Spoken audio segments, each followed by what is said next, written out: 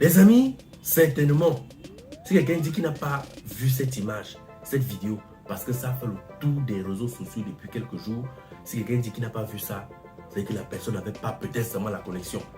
Voilà un monsieur qui a été invité par son ami qui se mariait.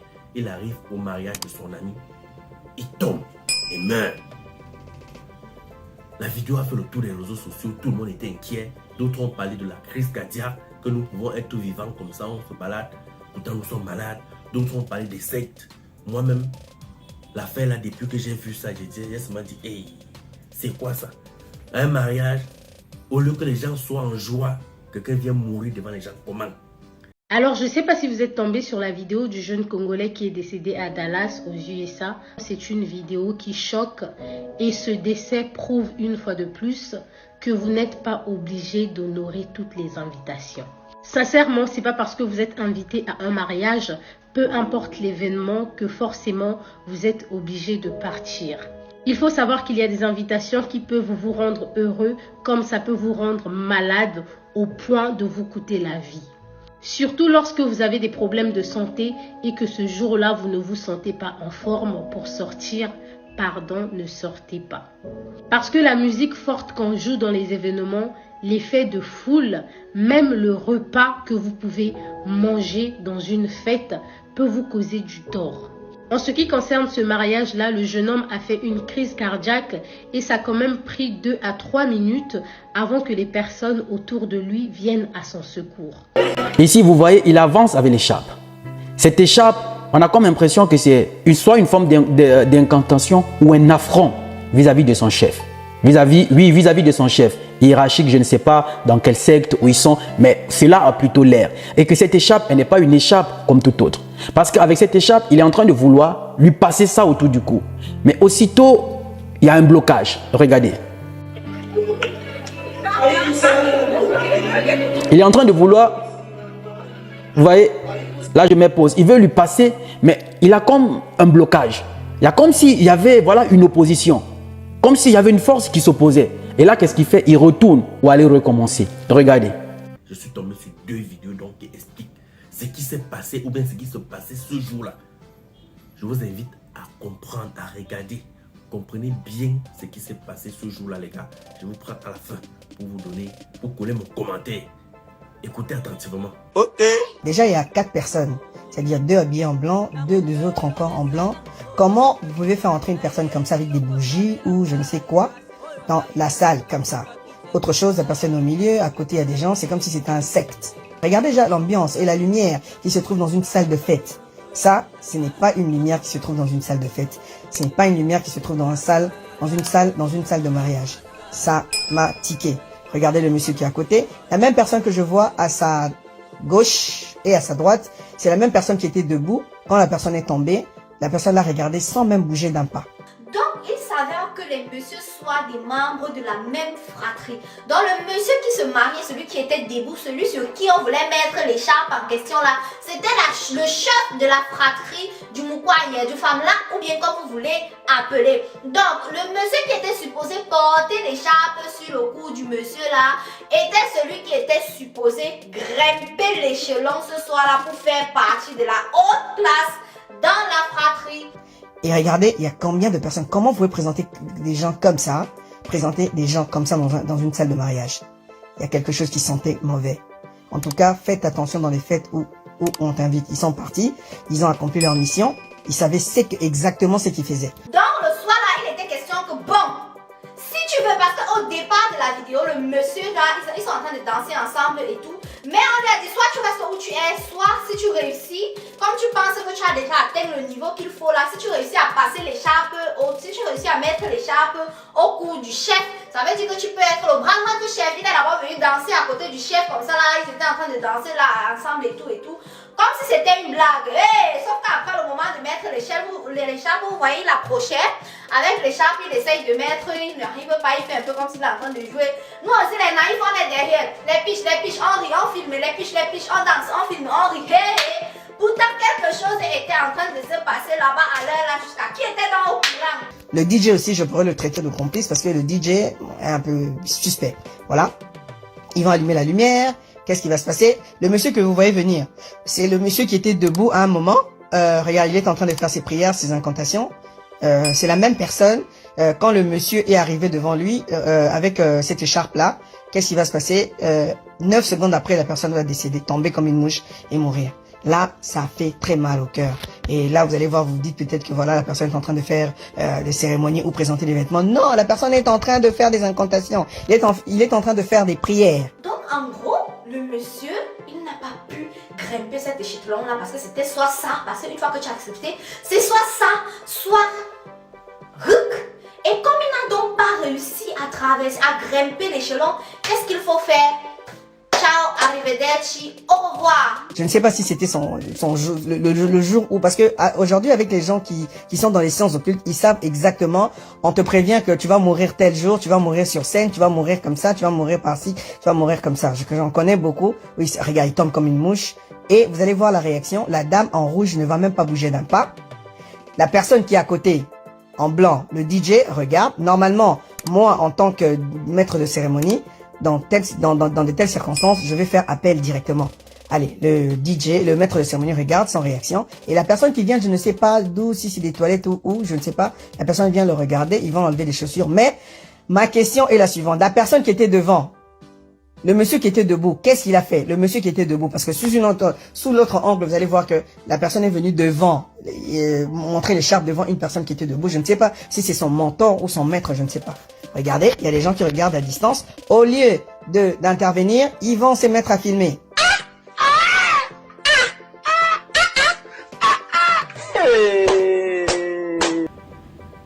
Les gars, vous comprenez, non? C'est lors d'un mariage qu'on veut introniser. Et c'est pas comme ça qu'on appelle ça. Donc, qu'on veut présenter un nouveau chef. Donc, le marié était le chef de gang. Le roi.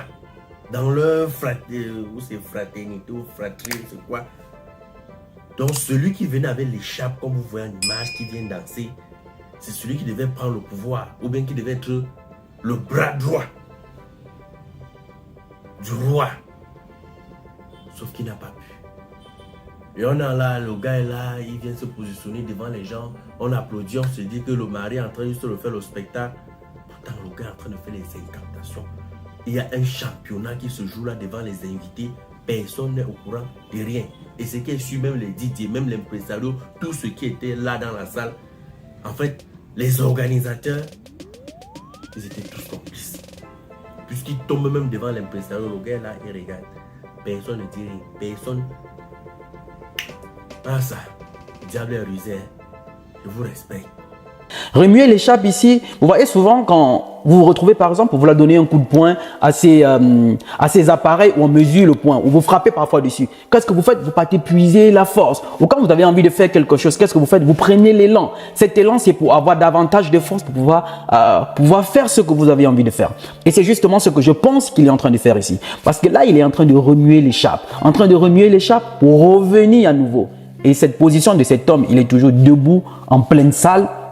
On s'est dit, mais quelle est cette scène qu'ils sont en train de faire? Quelle est cette scène qu'il n'y a que 2 personnes dans une salle en plein mariage? Ils interprètent ça comment? Je ne sais pas. Donc, moi, j'ai comme l'impression que ça doit être un affront, soit voilà, le subordonné face à son chef qui est en train de vouloir soit récupérer quelque chose ou vouloir transmettre quelque chose de par cette écharpe. Et quand il remue pour vouloir recommencer, pour se préparer maintenant pour revenir pour la deuxième fois, c'est là où cette fois, je crois que, voilà, cette fois, il tombe. Il se prépare, il a l'écharpe, il se prépare maintenant. Après avoir remué l'écharpe, il se prépare maintenant. Il secoue même les épaules pour dire, je suis prêt maintenant à aller combattre. C'est là où, quand tu se mets en position pour vouloir avancer, aussitôt, il y a ce blocage-là, il tombe. Et vous allez remarquer que tout le monde vient vers lui pour le secourir. Sauf cet homme qui était debout, vers qui il voulait venir avec l'écharpe. Tout le monde vient vers lui. Regardez.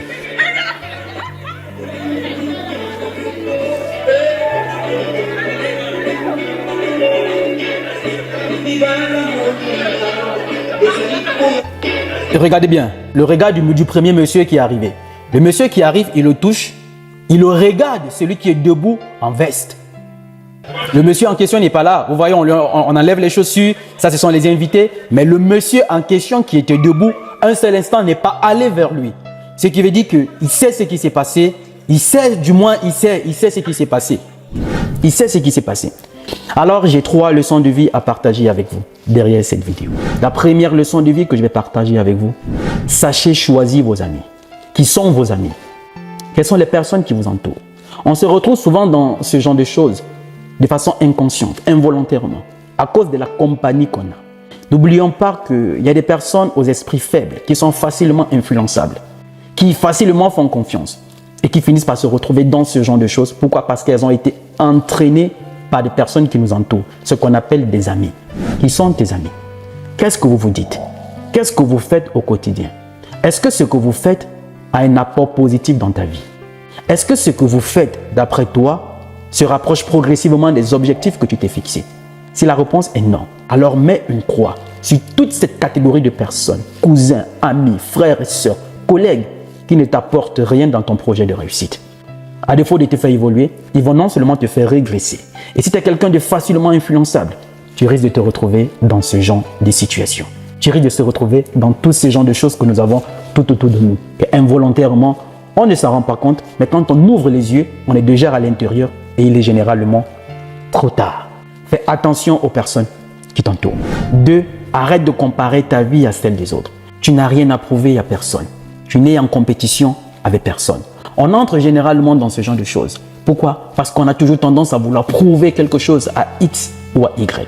Tu as un frère qui a acheté une nouvelle voiture, il te faut aussitôt la nouvelle voiture. Tu as une cousine qui a une perruque, il te faut à tout prix cette perruque. Tu as quelqu'un qui vient d'avoir quelque chose, il te faut à tout prix cette chose. Arrête de comparer ta vie à celle des autres. On dit les 5 doigts de la main n'ont pas la même taille. Alors contente-toi de ce que tu as.